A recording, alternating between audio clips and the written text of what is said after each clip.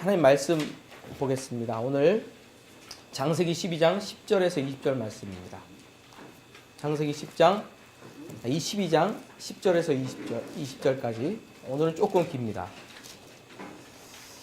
한 절씩 우리 좀 교독하시겠습니다. 길지만 자, 10절 제가 먼저 읽겠습니다. 그때에 기근이 들었으므로 아브라함이 애굽에 거류하려고 그리로 내려갔으니 이는 그 땅의 기근이 심하였음이라.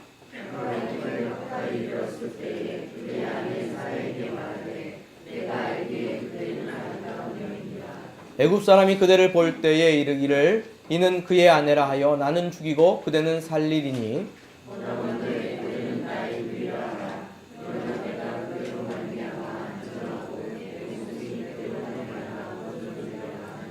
아브라함이 애굽에 이르렀을 때에 애굽 사람들이 그 여인이 심히 아름다움을 보았고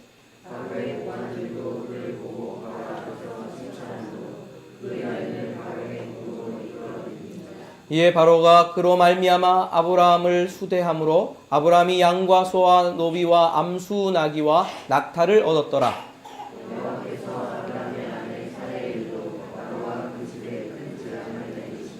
바로가 아브라함을 불러서 이르되 내가 어찌하여 나에게 이렇게 행하였느냐? 내가 어찌하여 그를 내 아내라고 내게 말하지 아니하였느냐?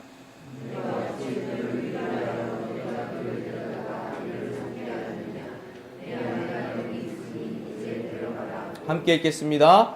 바로가 사람들을 그의 명함에 그들이 그와 함께 그의 아내와 그의 모든 소유를 보내었더라. 아멘. 기도하겠습니다.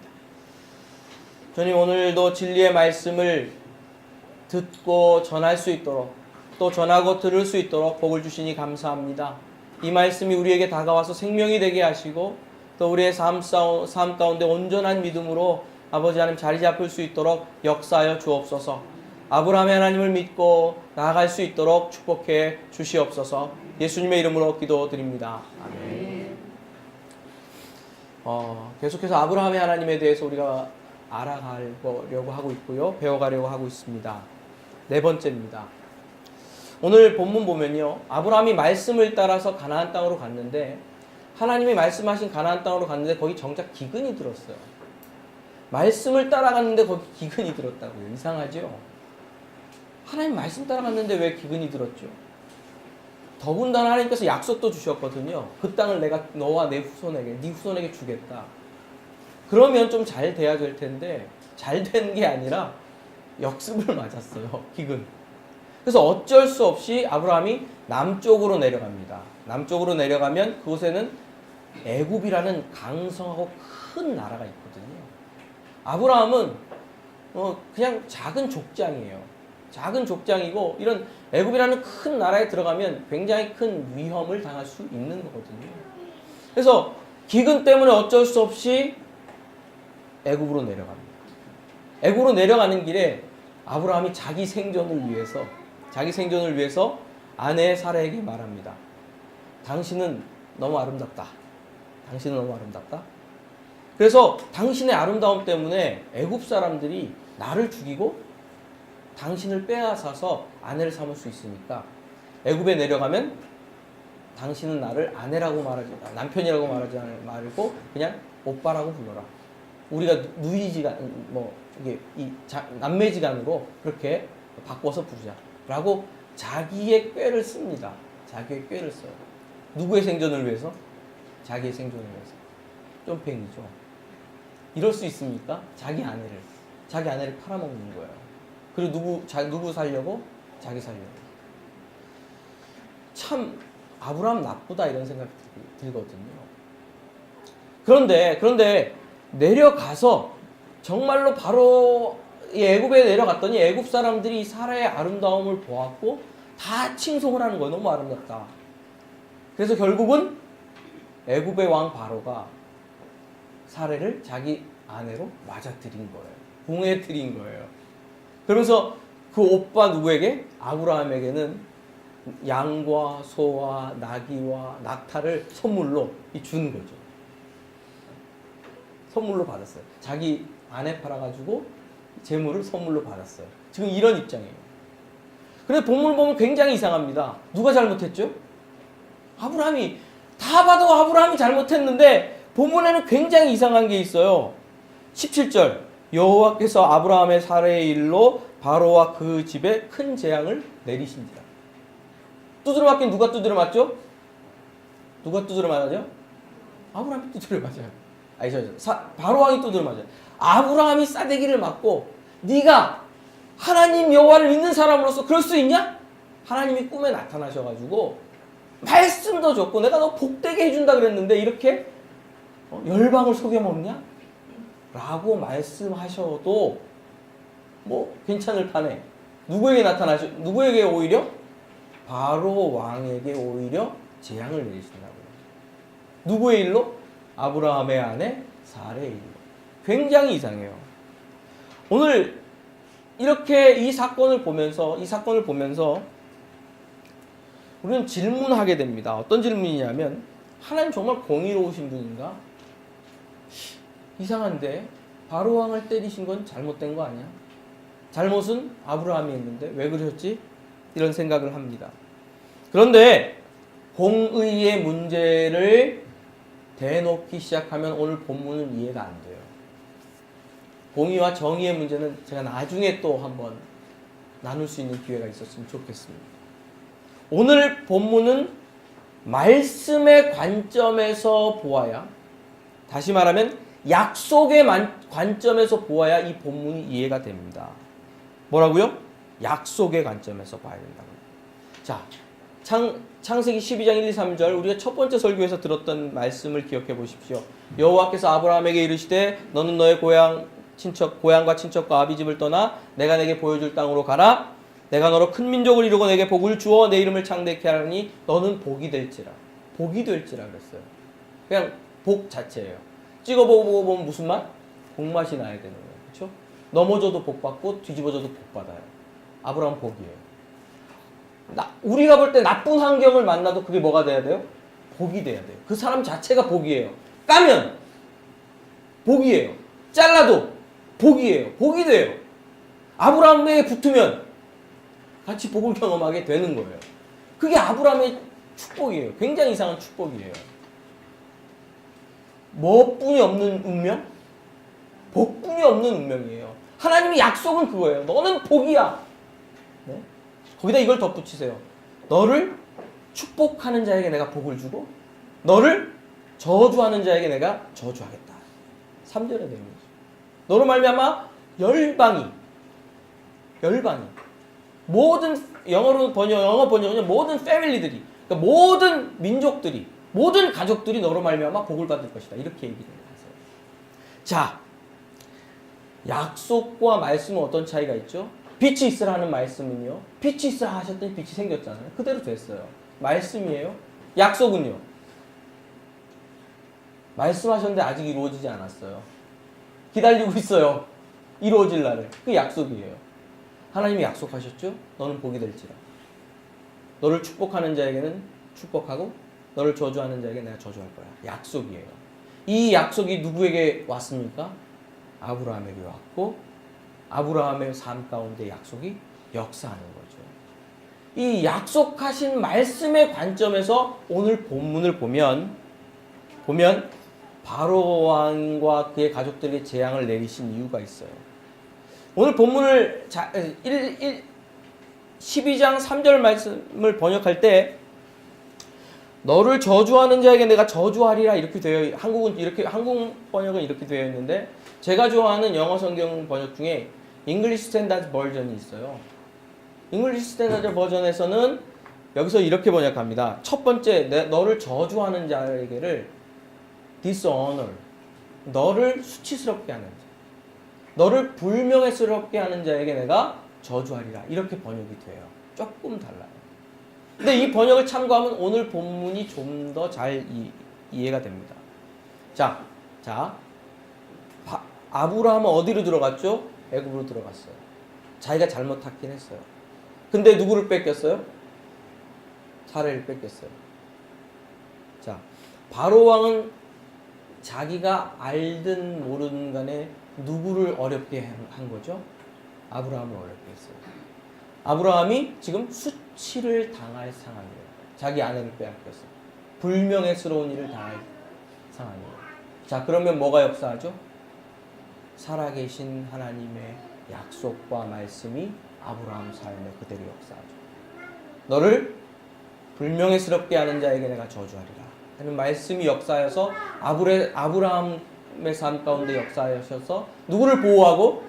아브라함을 보호하고 애굽에 재앙을 내리신 거죠. 할렐루야. 할렐루야. 아멘. 자, 이 말씀의 관점에서 보면 참 재밌습니다. 아브라함은 작은 족장이었고 땅도 없이 전전긍긍했어요. 땅이 없어서 이곳저곳 옮겨다니는 나그네였을 뿐이죠. 큰 나라 애굽에 들어가서 양소, 노비 그리고 낙타 같은 것들을 가지고 나중에 나오게 돼요.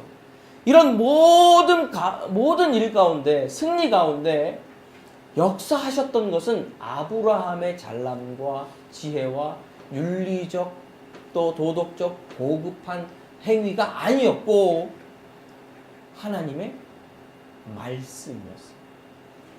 하나님의 말씀 약속하셨고 약속하신 대로 이루시는 신실하신 하나님께서 아브라함과 함께 하심으로 말미암아 아브라함의 수치와 아브라함의 잘못과 아브라함의 실수를 덮고 약속이 성취됨을 누가 경험하게 된 거죠? 아브라함이 경험하게 되는 것이죠. 하나님의 약속이 이루어진 겁니다. 너를 축복하는 자에게 내가 복을 내리고 너를 저주하는 자에게 너를 저주하리라는 약속의 성취가 지금 된 것을 아브라함은 보고 있습니다. 우리가 약속이 성취될 때의 과정을 조금 더 주의 깊게 볼 필요가 있는데요. 약속이 성취될 때의 과정을 주의 깊게 봐야 될 것 중에 하나는 우리가 늘 의문을 가지고 있는 거죠. 잘못을 누가 했다고요? 아브라함이 했다는 게 문제예요. 그 부분에 좀 집중해 보세요. 하나님의 약속하셨으면요. 약속이 성취될 때에 뭐를 넘어서냐면 아브라함의 잘못과 아브라함의 결점과 아브라함의 말하자면 죄를 넘어서서 그 수치와 죄를 덮고서라도 말씀은 이루어진다는 거예요. 그게 굉장히 중요한 오늘 본문의 포인트 중에 하나입니다. 윤리와 도덕을 넘어설 뿐만 아니라 하나님의 약속은 윤리와 도덕을 덮어주며 성취하는 말씀이라는 거죠. 자, 오늘 우리의 인생을 좀 한번 생각해 보세요. 우리의 인생을 좀 생각해 보세요. 하나님이 세상을 이처럼 사랑하사 독생자를 주셨으니 이는 저를 믿는 자마다 멸망하지 않고 영생을 얻게 하시리라. 약속을 주셨잖아요. 하나님이 세상을 이처럼 사랑하사 독생자를 주셨다. 그걸 믿는 자마다 뭐를 얻는다고요? 영생을 얻는다고요. 자, 영생에 대한 축복은 누구에게 주어집니까? 말씀이 다가와서 말씀을 붙들고 믿는 자에게 이루어지는 거죠.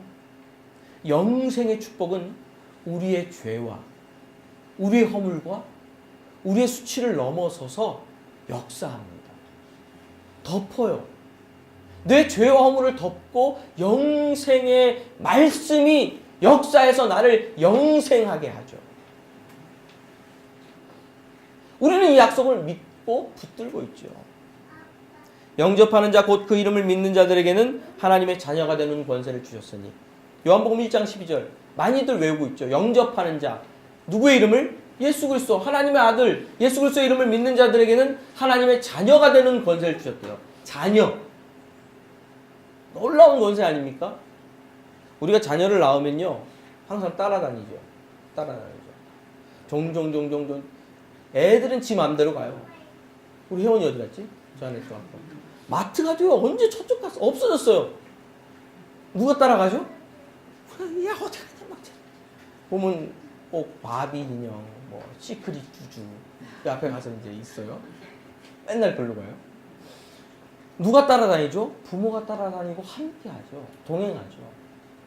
자녀가 되는 권세, 하나님이 함께 하셔서 보호하시고 도와주신다는 권세가 신약 성경에서 우리에게 주신 약속이에요. 그 약속은 어떻게 우리 인생 가운데 성취됩니까? 조건이 뭐예요?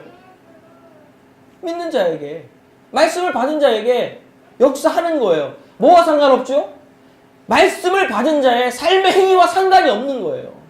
죄가 있어도, 허물이 있어도, 부족해도, 결점이 있어도, 삶의 현장에서 넘어지고 난리쳐도 말씀을 다가온 자, 약속을 믿는 자의 삶 가운데 약속이 성취되는 거예요. 누구에게 그랬듯이? 아브라함에게 약속이 성취되었던 것입니다. 아브라함의 삶이 우리에게 증거하는 것처럼 약속하신 하나님께서 아브라함의 삶 가운데 나타나셔서 그를 보호하시고 그를 지키시고 애굽에 들어가서 수치를 면하고 승리하고 나올 수 있도록, 애굽을 이기고 나올 수 있도록 붙드신 그 하나님께서 신약성경에서 우리에게 주신 약속을 그대로 우리의 삶 가운데 이루어 가신다는 거죠. 삶의 한복판에서요, 세상 한복판에서요, 우리는 만신창이가 될 때가 많이 있습니다. 쉽지 않아요. 착하게 산다고요? 정말 쉽지 않아요. 주님 뜻대로 산다고요? 정말 쉽지 않아요. 어렵습니다. 근데 내 행위가 아니고요, 약속을 붙들어야 돼요. 그러면서 그래도 주님 내게 영생이 있음을 믿습니다. 그래도 주님 내가 하나님의 자녀가 됨을 믿습니다. 왜? 약속 때문에요. 주님. 내 행위가 아니고요. 나 때문이 아니고 주님의 신실하심 때문에 내가 영생을 얻은 하나님의 자녀인 것을 믿습니다라고 고백해야 되는 거예요. 그게 믿음이에요. 이런 고백을 할 수 있는 사람들이 누굽니까? 아브라함에게 나타나셔서 말씀하시고 약속하셨고 그 약속을 이끌어 가시고 이루어내신 하나님을 믿는 자들은 이런 고백을 할 수 있다는 것입니다. 아브라함 수치스러웠을 거예요. 자기 아내를 팔아먹었어요. 자기 아내 팔아가지고 양과 소와 낙타와 나귀를 얻었어요. 얼마나 수치스럽고 더러웠을까요? 저 같았으면요, 제가 더 쫀쫀하고 더 쫀팽이지만 기분이 진짜 나빴을 거예요. 남자가 자기 아내 하나 못 지키고 그러면서 굉장히 수치스럽고 정말로 하늘을 볼 수 없을 만큼 죄의식과 자기 자신에 대한 자괴감이 들었을 거예요. 근데 하나님의 말씀이 아브라함을 덮으셨어요. 너는 복이 되지. 너 쫌팽이지. 너 잘난 거 없지. 너 허물 많지. 네가 너 스스로 세상에서 제일 작은 자라고 여겨지지. 쥐구멍에 들어갈 만큼 수치스러운 죄인이라고 느껴지지. 그러나 내가 너한테 약속했어. 너는 복이 될 거야. 너를 축복하는 자에게 내가 축복하고 너를 저주하는 자에게 내가 저주하고 너 때문에 세상의 모든 가족들이 복을 얻을 거야. 아브라함을 덮고 약속의 성취로 역사하신 하나님께서 우리 인생도 그렇게 붙들고 계심을 믿으시기를 바랍니다. 우리 교회가요, 작은 교회예요. 그렇죠? 너무너무 작은 교회예요. 너무너무는 아니군요. 이 정도면 굉장히 큰 교회입니다. 큰 교회입니다. 작은 교회 아닙니다. 수정하겠습니다. 그래도 우리 강대상도 새로 이렇게 났습니다. 변화가 있습니다. 우리 권영대 집사님께서 헌금해 주셔서 맞죠? 아름다운, 제가 예전부터 이런 스타일의 강대상 한번 가지고 싶었었는데 설계해 보시는 게 소원이었었는데, 근데요, 교회가 작고 부족해요. 그래서 연약해 보이고 세상 사람들이 볼 때 무시할 만한 대상이 될 수 있어요. 개척교회는요, 쉽지 않습니다. 제가 미국에서도 개척교회를 한 6년 했거든요. 근데 몇 번 이런 얘기를 드린 적이 있었는데, 금광교회 있을 때는 거긴 큰 교회니까 초대형 교회. 성도들은요, 개척교회 목사님들 무시합니다. 모르셨어요? 밖에 나가서 어느 교회 목사님이세요? 그래서 무슨 교회 목사입니다. 몇 명쯤 모이세요? 한 20명 모입니다. 그럼 되게 무시합니다. 무시를 당해 보셔야 돼요. 기분이 되게 나빠요. 한 번은 그런 경우가 있어요. 전화가 뜨르릉 왔어요. 거기가 뭐 한들교회죠? 예. 근데요. 그 교회는 주일날 몇 명쯤 모여요? 그래서 한 30명 모입니다. 그랬거든요. 30명 모입니다. 그랬더니 왜 이렇게 조금 모여요? 그래서 전화를 꽉 끊는 거예요. 리턴 콜을 해가지고 그냥 확 씹어줄까 하다가 예수님의 사랑으로 품었습니다. 여기서 한 번씩 씹습니다만 제가. 그래요. 사람들은 크기와 그렇죠? 그리고 돈이 얼마나 많이 투자됐냐 하는 가치로 교회를 평가합니다. 그렇게 평가합니다. 그리고 그렇게 평가돼요. 작은 교회는 그렇게 평가될 수 있어요. 어머, 너 이름도 모르는 교회 다니니? 어떤 분당에 있는, 여기도 분당인데, 분당에 있는 무슨, 예? 그걸로 평가가 돼요. 자연스럽게 그렇게 달아져요. 세상이 그렇게 됐고, 우리는 그렇게 학습됐어요. 회사 들어가면, 청년들 회사 들어가면 어디야? 네임 밸류가 있잖아요. 있으면 자연스럽게 얘기해요. 그냥 작은 회사 다녀. 이름도 얘기 안 한다고요. 이름도 얘기 안 해요. 영국에서 유학하고 오신 목사님이 영국에서 유학생들 만나가지고 너 어느 교회 다녔니? 한국에서 그러면 그냥 동네 작은 교회 다녔어요. 이름을 얘기를 하면 되는데 동네 작은 교회 다녔어요. 큰 교회 다니는 애들은 무슨 사랑의 교회, 뭐 소망교회, 뭐 오누리 교회 다녔어요. 다 얘기하는데 동네 교회 다니는 애들은 동네 교회 작은 교회. 그래갖고 너무 마음에 아프셔가지고 교회를 한국에 오셔서 개척하셨어요. 교회 이름이 동네 작은 교회. 네, 진짜요. 동네 작은 교회. 그래서 작은 교회 개척교회 컨퍼런스도 진행하시고 하십니다. 여러분, 그러나 우리는 다른 가치가 있어요. 약속이라는 가치. 어떤 약속입니까? 두세 사람이 내 이름으로 모인 곳에는 나도 그들 중에 있느니라. 다른 말씀들도 있지만 한번 생각해 보세요. 몇 명만 모여도, 두 명만 모여도 누가 함께 하신다? 예수님께서 함께 하신다. 예수님이 함께 하시는 공동체가 그 사랑 한들교회 공동체인 줄 믿습니다. 여기 가치가 있어요. 그래서 여기 목숨 걸 이유가 있고 삶을 드릴 이유가 있고 그래서 내 자존심을 버리고 이 공동체를 섬길 만한 이유가 있고 내 물질을 들여서 이 공동체를 세워갈 만한 이유가 있고 그렇죠? 시간과 삶을 들여서 헌신할 이유가 어디에 있습니까? 두세 사람만 모여도 거기 예수님이 계셔서 역사하시고 사람들을 구원하고 선교하는 하늘에서 정말로 하늘을 메고 푸는 권세를 가지고 역사하도록 그렇게 하신다는 약속을 주셨기 때문에 우리가 삶을 들여서 헌신할 수 있는 거죠.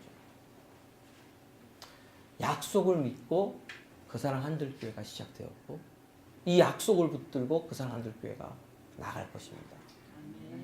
여러분들 인생에 하나님께서 풍부한 약속을 주셨어요. 이 신약 성경을 보면요.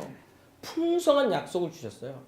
다 비슷비슷한 약속이에요. 약속을 다 분석해보면 거의 다 이렇게 이 뜻은 같아요. 내용은 다를지 몰라도. 뜻이 다 같아요. 근데 그 약속을 붙드셔야 돼요. 그리고 나의 행위와 나의 어떠함, 그렇죠? 교회에 헌신했든 안 했든 상관없어요. 그런 거 보지 마세요. 내가 헌금을 많이 했든 안 했든 상관없어요. 그런 거 보지 마세요.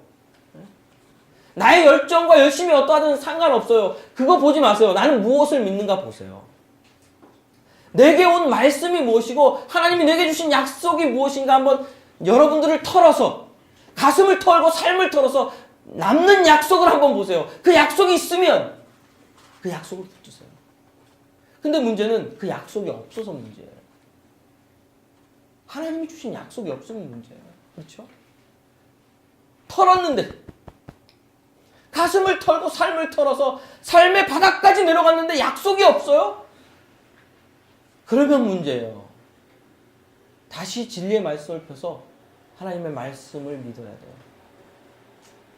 하나님, 내가 약속을 믿을 수 있도록 내 인생을 말씀으로 붙들어 주옵소서라고 말씀하셔야 돼요. 기도하셔야 돼요.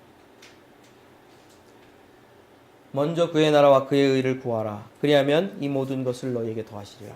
마태복음 6장 33절 말씀이죠. 여러분, 이 말씀이 여러분들에게 온다면 어떻게 하시겠습니까? 먼저 그의 나라와 그의 의를 구하라. 그리하면 이 모든 것을 너에게 더하시리라. 약속을 믿고 한번 정말 도전해 보실 수 있어요? 그러실 수 있으세요? 저는 이 말씀이 하나님 나라의 복지 정책에 굉장히 중요한 말씀이다라고 생각을 합니다. 하나님께서 그의 백성들을 다스리시죠. 다스리시면서 복지 혜택도 주시거든요. 근데 복지 혜택을 주시는데 먼저 그의 나라와 그의 의를 구하는 사람들의 삶 가운데 모든 것을 더하시는 복지 혜택을 주신다고 믿어요. 그래서 한번 해보는 거죠. 발을 뒤져보는 거죠. 먼저 하나님의 나라와 의를 구하는 거죠. 그래서 역사하시는지 안 하시는지 시험해 볼 수 있다고 저는 믿어요. 그럴까요, 정말? 돈도 다 털어버리고요. 한번 나가볼 필요가 있어요. 이 작년 가을이죠. 작년 가을에 그 사랑한들 교회를, 그때는 이름도 안 정했어요. 이제 교회를 개척해야 되겠다. 이런 멋지게 이런 장소 아니고 그냥 어디 무료 장소 있잖아요. 회의실 이런 거 빌려서 하든지. 그것도 한 4군데가 리젝 됐어요. 잘 안 되더라고요. 준다 그랬는데 막상 딱 줘라. 그러면 미안하다. 무슨 일 때문에 안 준다. 이렇게 얘기를 해요. 그래서 이렇게 리젝 됐어요. 근데 교회를 개척하려고 할 때에 담임 목사님께서, 우리 금강교회 담임 목사님께서 계속 마태복음 설교를 하시는데 어떤 본문을 계속 설교하셨냐면, 전도하러 보내면서 너희가 지팡이도 갖지 말고 전대도 매지 말고 옷도 2벌 갖지 말고 그냥 가라. 계속 그 말씀을 몇 줄을 하시는 거예요. 저 개척할까 말까 고민하고 있는데 누가 책임지시다는 약속이죠? 하나님께서 약속을 붙들고 내가 하나님의 나라와 의를 구하면 하나님께서 우리에게 복을 주실 거라고 하는 믿음으로 한 걸음 한 걸음 발을 디딜 수 있었죠. 그리고 오늘 이렇게 여러분들과 함께 멋진 장소에서 예배할 수 있었다고 저는 믿습니다. 매일매일 여러분 삶에 하나님의 약속이 함께합니다. 하늘과 땅의 모든 권세를 내게 주셨으니 그 예수님께서 우리의 인생 가운데 함께 하신다는 약속이 있죠.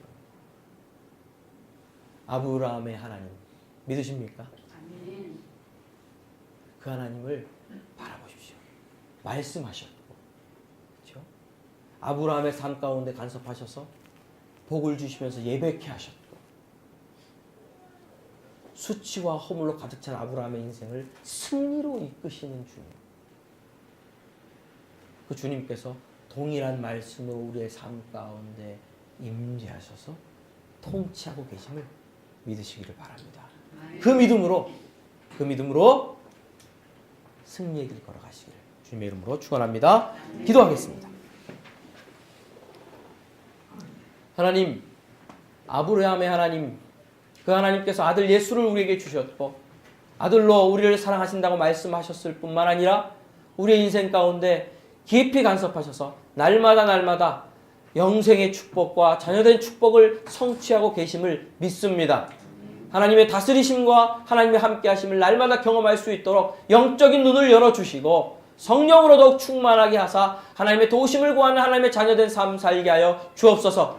하나님, 정말로 만신창이가 된 삶의 현장에서도 주님 바라볼 수 있도록 약속을 놓지 않도록 믿음을 지켜 주시옵소서. 예수님의 이름으로 기도드립니다. 아멘.